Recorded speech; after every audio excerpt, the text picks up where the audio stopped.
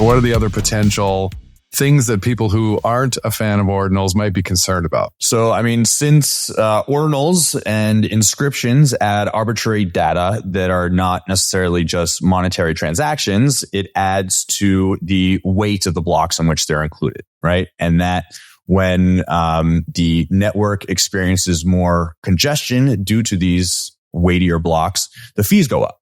And that is going to happen, of course, over the lifespan of Bitcoin. Fees will generally go up as adoption increases. However, you could argue that this has been a premature increase in fees, that the sending this arbitrary data on the Bitcoin blockchain has done things such as made on-fee transactions for everyone quite expensive, of course, but doing other things such as opening a Lightning channel has also become prohibitively expensive for people, say, in developing countries who are trying to get onto the Bitcoin network, but now are priced out. And one could say that is before we have reached a level of escape velocity in terms of adoption. So yes, this is something that is going to happen down the road, but the fact that it is happening now, before we have layer twos that can effectively service the world, it leads to the question of, are we using block space, this shared resource,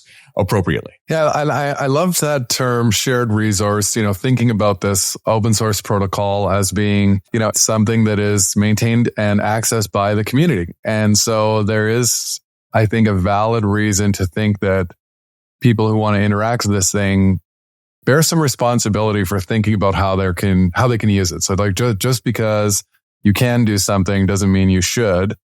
And that's kind of like where this comes back to. Yeah, you make a really good point around the layer 2 solutions not being necessarily ready yet today to take on the transaction volume. Like there are people who are still using the base blockchain to do stuff, and that might not matter to people like us who live in countries where the money has been a little bit less bad than in other places. But Bitcoin adoption is higher in places where the money has been worse, typically, right? And so fee spikes have a meaningful impact in terms of people's ability to use Bitcoin as a medium of exchange, where the things they might be buying with it in countries, less developed countries, are less expensive. Yeah.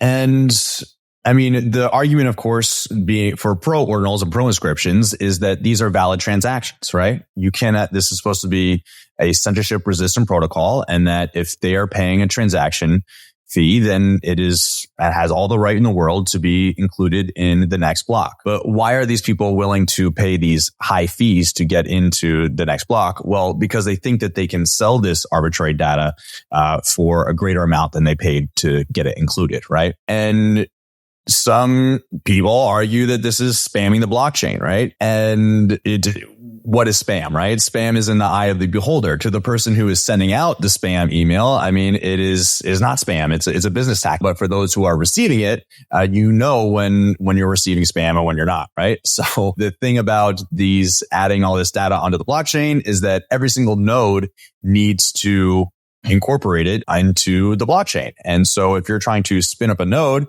and start one from scratch, it's going to take a whole lot longer when you've got pictures and videos and non-monetary transactions included onto the node.